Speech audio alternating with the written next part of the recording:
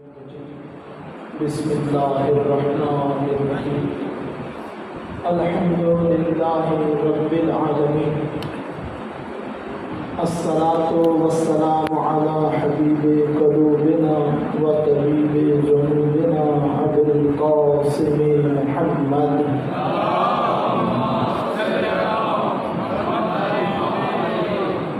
وأهل بيته الطيبين الطاهرين المعصومين ولعن الله على أعدائهم أجمعين أما بعد فقد قال رسول الله صلى الله عليه وآله وسلم بسم الله الرحمن الرحيم حسين مني وأنا من الحسين صلوات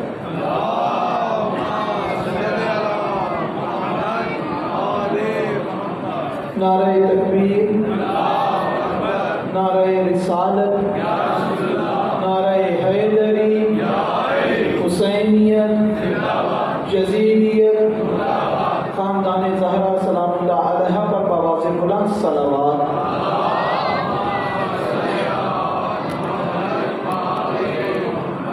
پروردگار آپ سب کا یہاں پر آنا اپنی بارگاہ میں عبادت شمار فرمائے۔ جو دعائیں جو آرزویں لے کر فرش عزا پر آئے ہیں، پروردگار آپ سب کی دعاؤں کو قبول و مقبول فرمائے۔ آپ سب کے مرحومین کی پروردگار مغفرت فرمائے۔ آپ نے اپنے مرحومین کی بلندی درجات کے لیے، ظہور امام زمانہ میں تعجیل کے لیے، دعاؤں میں قبولیت کے لیے بآواز بلند صلوات۔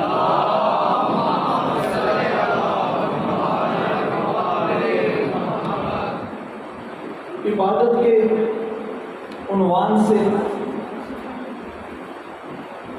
چند گزارشات آپ کے سامنے ان دنوں میں پیش کی۔ ماشاءاللہ جی ماشاءاللہ۔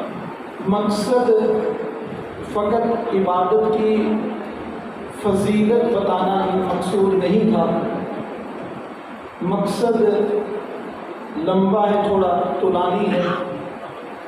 ٹائم جتنا ملا، جتنا بیان کرنے کی طاقت تھی، آپ کے سامنے بیان کیا۔ انشاءاللہ جیسے کل اعلان کیا تھا شرح ثانی کا، وہاں پر بھی موضوع میرا یہی رہے گا اور اسی کو میں موضوع عبادت کو آگے لے کر چلوں گا کہ اصل میں حقیقت نماز کیا ہے۔ اس کو اپنے طالب علمی معیار کو اپنے مد نظر رکھتے ہوئے بیان کرنے کی کوشش کروں گا کہ تکبیرۃ الاحرام کی فضیلت کیا ہے، رکوع کس کو کہتے ہیں، سجدہ کسے کہتے ہیں، کتنی عظیم عبادت ہے سجدہ خدا کو کرنا کہ پروردگار جہنم کو حکم دیتا ہے کہ خبردار کسی مومن کے اعضائے سجدہ کو تیری آگ نہ چھوئے۔ اب اعضائے سجدہ مومن سوچے نا کہ کون کون سے ہیں۔ سر سے لے کر پاؤں تک مومن پورا اعضائے سجدہ میں گھرا ہوا ہے۔ اب جس کو آگ نہ چھوئے اعضائے سجدہ کو، مطلب یہ کہ وہ سر سے پاؤں تک جہنم سے محفوظ رہے گا۔ مگر اعضائے سجدہ تو اس کے ہوں گے جو سجدہ کرے گا، جو سجدہ ہی نہ کرے، جس کے علم میں نہ ہو اعضائے سجدہ ہوتے کون کون سے، اعضائے سجدہ کہتے کس کو ہیں۔ انشاءاللہ ان کی فضیلت اور ان کا مقام کیا ہے یہ بیان کروں گا۔ جتنا پیچھے سے میرا بیان آپ سنتے آئے ہیں فضیلت نماز کے حوالے سے، عبادت خدا کی فضیلت کیا ہے، معصومین علیہ السلام نے کیا بیان فرمایا، خدا کی عبادت کیسے کریں، اس کی فضیلت کتنی ہے، اسی طریقے سے جیسے عبادت میں نماز کی تیاری کا حکم ہے کہ پہلے تیاری کریں، وضو پہلے کریں۔ جب آپ نے ان تیاری کے مراحل کو طے کر لیا تو ایک وقت آتا ہے اذان اور اقامت کا۔ اذان اور اقامت کی فضیلت کتنی ہے، جناب سرور کائنات حضرت محمد مصطفیٰ صلی اللہ علیہ وسلم ارشاد فرماتے ہیں کہ اگر مومن کو پتہ چلے کہ اذان اور اقامت کی فضیلت کیا ہے اور پہلی صف میں کھڑے ہو کر نماز پڑھنے کا اجر کتنا ہے، تو اس کے لیے قرعہ اندازی کرنا شروع ہو جائے لوگ کہ آج کون اذان دے گا اور کون پہلی صف میں کھڑا ہوگا۔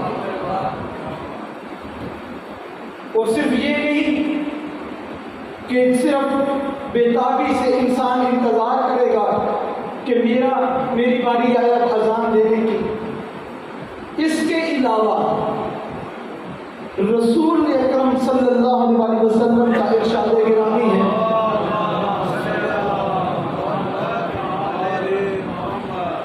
اذان دینے والے کے جسم پر جہنم کی آگ حرام ہے، اور اذان دینے والا صرف جہنم کی آگ اپنے لیے حرام نہیں کرتا، 80,000 مومنوں کی شفاعت کا حق رکھتا۔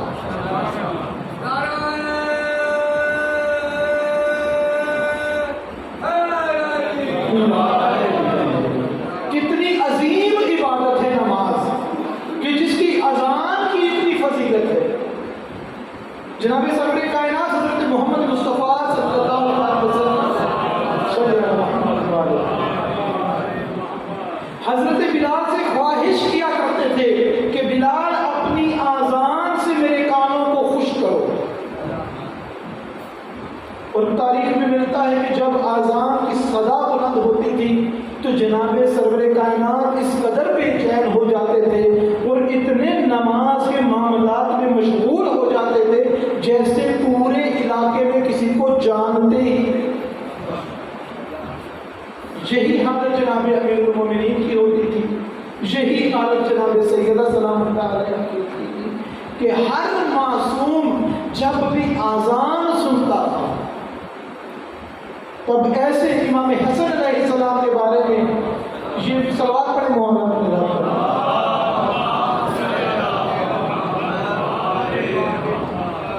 جب اذان کی صدا مولا سنتے تھے تو ان کا رنگ بدل جاتا تھا، رخسار پیلے پڑ جاتے تھے کہ اب یہ اعلان ہوا ہے، اب مجھے کس کے سامنے حاضری دینی۔ جب جناب سرور کائنات معراج پر تشریف لے کر گئے، وہاں پر جبرائیل نے اذان بھی دی، جبرائیل نے اقامت بھی کہی۔ یہ وہ کام ہے کہ ملائکہ جس کی اذان کی ادائیگی کے لیے شوق رکھتے ہیں۔ اب جب یہ اتنا اہم ہے نا، اذان کو خدا کی وحدانیت پر سب کو اکٹھا کر لینے کا ایک اعلان ہے، اب حق بنتا ہے کہ اذان کے لیے جب سنا نا جناب امیر علیہ السلام نے کہ اتنے فضائل ہیں مؤذن کے، تو پھر جناب امیر نے فرمایا کہ یا رسول اللہ اذان دینے کی اتنی فضیلت ہے تو یہ تو لوگ آپس میں لڑیں گے کہ اذان میں دوں گا، اذان میں دوں گا۔ رسول خدا فرماتے ہیں کہ نہیں، یعنی ایک دور ایسا آئے گا کہ اس مقدس کام کے لیے معاشرے کا ضعیف ترین انسان منتخب کیا جائے گا، ضعیف ترین انسان جو اتنا بابرکت کام ہے اس کے لیے۔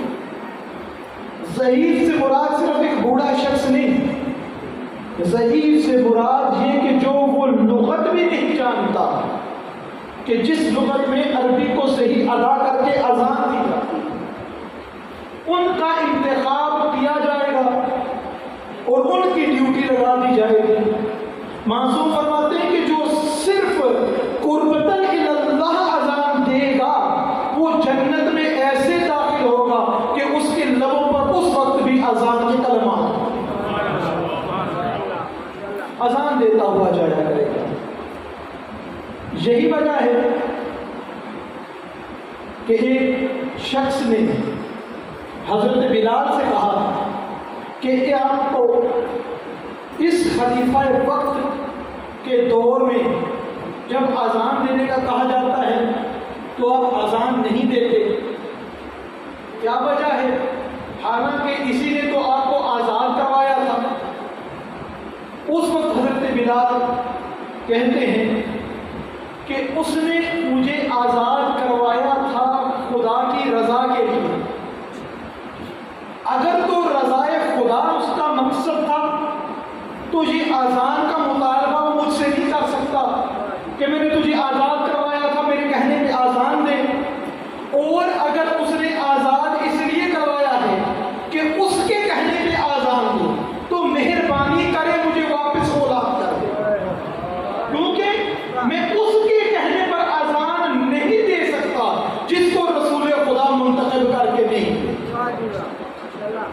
نہیں دی آزان. چلے گئے مدینہ میں، رہنا ان کا مشکل ہو گیا. کیا ہے آزان؟ صلوات پڑھیں محمد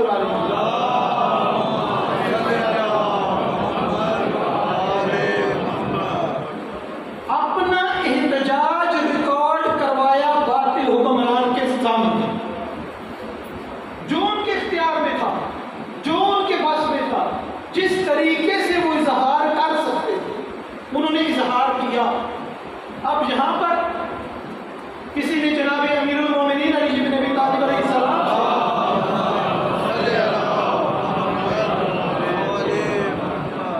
پوچھا جائے نہیں یہ 2 سجدے ہر رکعت میں کیوں کیے جاتے ہیں؟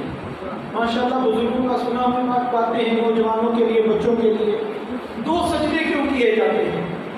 تو جناب امیر علیہ السلام فرماتے ہیں کہ ایک سجدہ اس لیے کہ اس مٹی سے پیدا ہوئے ہو، دوسرا سجدہ اس لیے کہ اس میں واپس جانا. تھوڑا سا میرے محترم مجمع غور کرنا، مجھے میرے خیالات کے ساتھ تھوڑا چلنے کی کوشش کرنا، جہاں تک میں آپ کو لے کے جانا چاہتا ہوں کہ ایک سجدہ اس لیے کہ یہاں سے آئے تھے، دوسرا سجدہ اس لیے کہ یہاں پر جانا ہے. اب ایک لمحے کے لیے یہاں رک کر سوچنا، ان 2 سجدوں کے درمیان ہے زندگی، ان 2 سجدوں کے درمیان ہے زندگی. اب یہ زندگی گزارنی کیسے ہے یہ کون بتائے گا؟ اب جب بھی نماز پڑھیں، پہلا سجدہ کریں، سر اٹھائیں تو کیا پڑھتے ہیں؟ استغفر اللہ ربی واتوب الیہ. پوری زندگی یہی کرتے رہو، پوری زندگی یہ کرتے رہو. زندگی کا مقصد ہی یہ ہے، جس چیز کی حاجت ہوگی استغفار کرتے رہو گے، پروردگار عطا کرتا ہے. صلوات پڑھیں محمد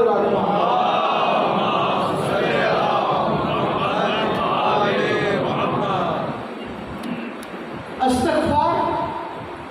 آپ لوگوں کے سنے ہوئے واقعات ہیں کہ جناب امیر علیہ السلام سے کسی نے آ کے کہا کہ علم افضل ہے کہ مال افضل ہے، اپنی پریشانیوں کا اظہار کیا. اور مولا ہر ایک کو جس نماز شب کے متعلق ملتا ہے کہ میں غریب ہوں کیا کروں، کہا مولا نے فرمایا نماز شب پڑھ. میرے بچے اولاد نہیں ہے، کہا نماز شب پڑھ. کوئی بھی پریشانی ہے تو مولا نے اس کو نماز شب کا کہا. اسی طریقے سے میرے محترم، میرے بزرگوں، میرے نوجوانوں، یاد رکھو کوئی بھی مصیبت ہے آزان دو، پروردگار مصیبت حل کرے. آزان فقط نماز کے لیے نہیں، آزان فقط مسجد میں نماز پڑھنے کے لیے نہیں. اگر گھر میں کوئی بیمار ہے آزان دو، خدا کوئی بیمار ہے خدا شفا دے گا. بچہ جب دنیا میں آتا ہے تب بھی حکم دیا کہ ایک سے کان میں آزان دو، دوسرے میں اقامت کرو. ایک عیسائی لڑکا تھا، وہ کسی عالم دین کے پاس گیا، ان کے پاس بیٹھا اور کہا کہ میں اسلام قبول کرنا چاہتا ہوں. کہا اس آگا نے پوچھا کہ مجھے بتا تیرے خاندان میں کوئی اور بھی مسلمان ہے؟ کہنے لگا کہ نہیں میرے خاندان میں کوئی مسلمان نہیں ہے، لیکن مجھے آزان کی آواز بڑی خوبصورت لگتی ہے. میں آزان سنتا ہوں تو میرے دل میں بے چینی ہوتی ہے، تو میں چاہتا ہوں کہ یہ اسلام قبول کر لوں. اس نے اسلام قبول کیا. اب آقا اس کی تہہ میں جانا چاہتے تھے کہ کون سی چیز ہے جس نے اس کو اسلام کی طرف راغب کیا. وہ گھر کا پتہ کیا، اس کی والدہ کے پاس گئے، والدہ سے پوچھا کہ یہ آپ کا بچہ مسلمان ہوا ہے، مجھے یہ تو بتائیں کہ گھر میں کون سی ایسی تربیت تھی جو اسلام کی طرف لے کر آئی. اس نے کہا میں بھی عیسائی ہوں، اس کا باپ بھی عیسائی ہے، اس کے ننیال بھی عیسائی ہیں، اس کے ددیال بھی عیسائی ہیں. نظر نہیں آتا کہ جس کی وجہ سے یہ متاثر ہوا ہو. لیکن وہ آگے کہنے لگے لیکن سوچو، غور کرو، کیا ایسا کام ہوا ہے کہ یہ اسلام کی طرف آیا ہے؟ تو کافی دیر سوچنے کے بعد وہ خاتون کہتی ہے مجھے یاد ہے کہ جب یہ پیدا ہوا تھا نا، ہمارے گھر کے پاس ہمسائے میں ایک بزرگ رہتے تھے اور وہ عالم دین تھے، اپنے مذہب مسلمان ہونے کے، اسلام کے عالم دین تھے. جب ان کو پتا چلا نا خدا نے یہ بیٹا دیا ہے تو انہوں نے بیٹا مجھ سے لے کر عربی میں اس کے کان میں کچھ کہا تھا. ان کو پتا چل گیا کہ آزان دی تھی، آزان دے کر اور غیر مسلموں کے بچوں کے اندر اسلام کا بیج بو دیا. اور فقط وہی ایک آزان سن کر جب بچہ بڑا ہوا، جسے کہ اللہ تعالیٰ فرما رہے تھے کہ بچوں کو اب سنانا ہو تو ہمیں وہ عجیب و غریب قسم کے وہ یوٹیوب پہ لوریاں بھی ہیں، ٹھیک ہے جی، وہ بھی عجیب و غریب قسم کی ہیں باتیں. صلوات پڑھیں محمد علیہ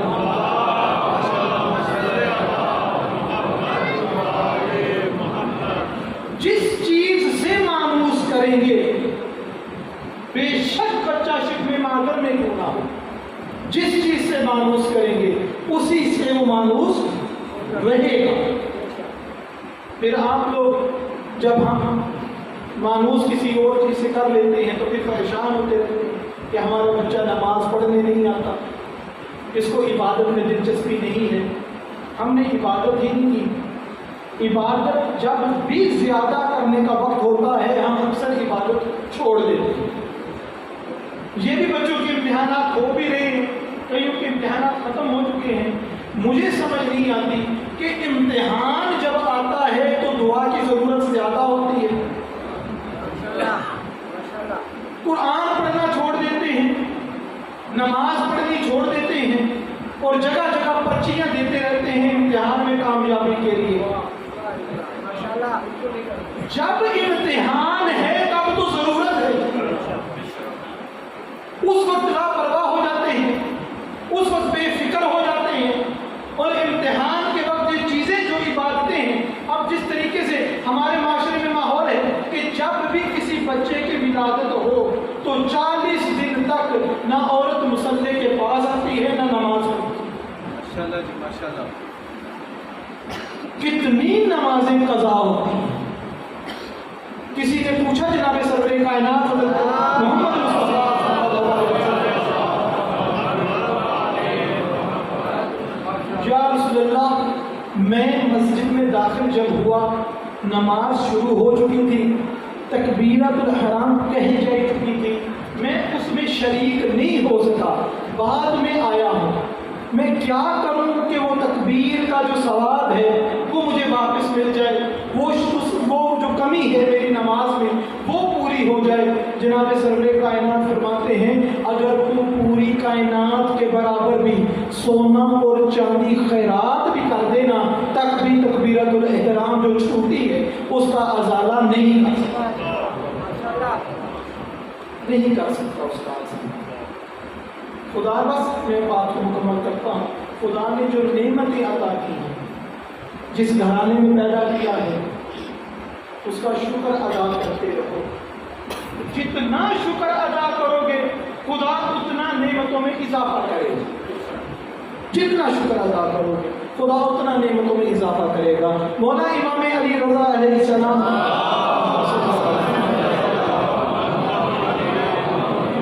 کے پاس ایک شخص آیا، کہا مولا میں بہت غریب ہوں، گھر میں کھانے کو کچھ نہیں ہے، بچے میرے بھوکے ہیں. مولا نے اس کے ہاتھ پر انگور کا ایک دانہ رکھ دیا. اس نے دانے کو بھی غور سے دیکھا، مولا کو بھی دیکھا اور کہنے لگا مولا میں نے غربت بتائی ہے، میرے بچوں کی بھوک اس دانے سے تو نہیں اترتی، میری غربت اس دانے سے ختم نہیں ہوتی. ابھی وہ گفتگو کر رہا تھا کہ ایک اور شخص آیا، مولا کو سلام کیا، مولا نے ایک دانہ انگور کا اس کے ہاتھ پہ رکھا. وہ کہنے لگا مولا میں تو فقط آپ کی زیارت کے لیے آیا تھا، آپ نے اتنا بڑا انعام مجھے دے دیا، اتنا کرم کر دیا، اتنی مہربانی کر کر دی. مولا نے جس خوشے سے انگور توڑا تھا نا وہ پورا خوشہ اس کے ہاتھ پہ رکھ دیا. کہا مولا آپ کی بہت مہربانی, مولا بہت شکریہ, آپ کی طرف سے جو انعام ملا ہے میں اپنی اولاد کو کھلاؤں گا, میں خود کھاؤں گا, ہمارے لیے تبرک ہے, ہمارے لیے رحمت ہے. مولا نے فرمایا جس باغ کا انگور ہے وہ باغ اس کے نام کا ہے. جس باغ کا انگور ہے وہ باغ اس کے نام کر دو. اب پہلے والا دیکھ رہا تھا, کہا مولا غربت میں نے بتائی ہے, وہ مانگ بھی نہیں رہا, اس کو سب کچھ دے دیا, میں غربت بتاتا ہوں مجھے نہیں دیا. کہا میں پروردگار کی سنت پر عمل کر رہا ہوں, جو جتنا شکر ادا کرتا ہے میں اس کو اتنا ادا کرتا ہوں. نعرہ تکبیر, اللہ نعرہ رسالت, نعرہ حیدری, حسینیت, یزیدیت, مردہ آواز بلند صلوات.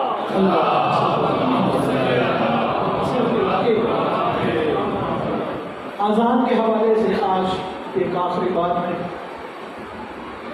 حضرت بلال چلے گئے تھے شام کی طرف. ایک یہ ملتا ہے کہ انہیں خلاف وطن کر دیا گیا تھا, اس گھرانے سے محبت اور الفت پر قسم کھائی تھی حضرت بلال نے کہ کبھی کسی کے کہنے پر آزان نہیں دوں گا سوائے سرور کائنات. ایک دن پتہ چلا نا جناب سیدہ زہرا سلام اللہ علیہا